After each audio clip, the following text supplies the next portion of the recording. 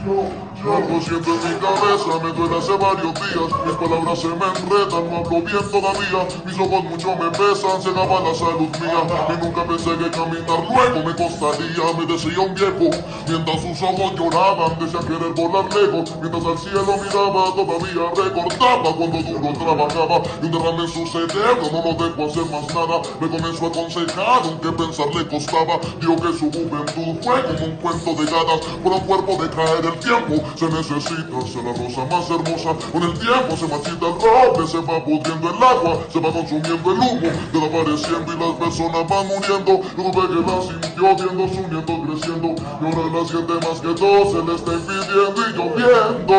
Todo se va acabando, la dura para siempre el cuerpo, se va desgastando el árbol de roble más fuerte, algún día se va a caer. La dura para siempre, los hijos van a crecer, y como pegas una relación que no nos va a durar como los hijos que crecen y luego se apartarán. Soy consciente que quien siente y se pasa en lo superficial no conoce el alma y clama por lo material. Y yo viejo reputaba con su cansada voz, decía lee la Biblia, cumple exigencias de Dios, que la muerte siempre quiere verte cerquita a su voz y los vicios allá te acercan, solo maleficio atroz. Y yo no me hables de vicios, solo son prejuicios que la misma gente se hizo. Es decisión de cada quien si su vida en la calle mata. Cuánto maldito drogo no se pudre con su plata. Los humanos la cagamos, en terrores la pasamos. Las cagadas son mierda, entre ellas nos revolcamos. Y mucho la cagas de su vida un nudo, porque mal le pudo, el que no me perdone se explicó todo tan crudo. Los humanos la cagamos, en terrores la pasamos. Las cagadas son mierda, entre ellas nos revolcamos. Y mucho la cagas de su vida un nudo, porque mal le pudo, el que no me perdone se explicó todo tan crudo.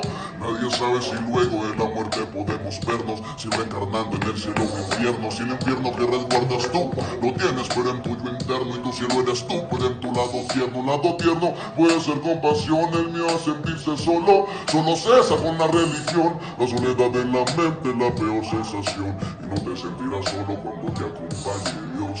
Nadie sabe si luego de la muerte podemos vernos nunca, y si el infierno que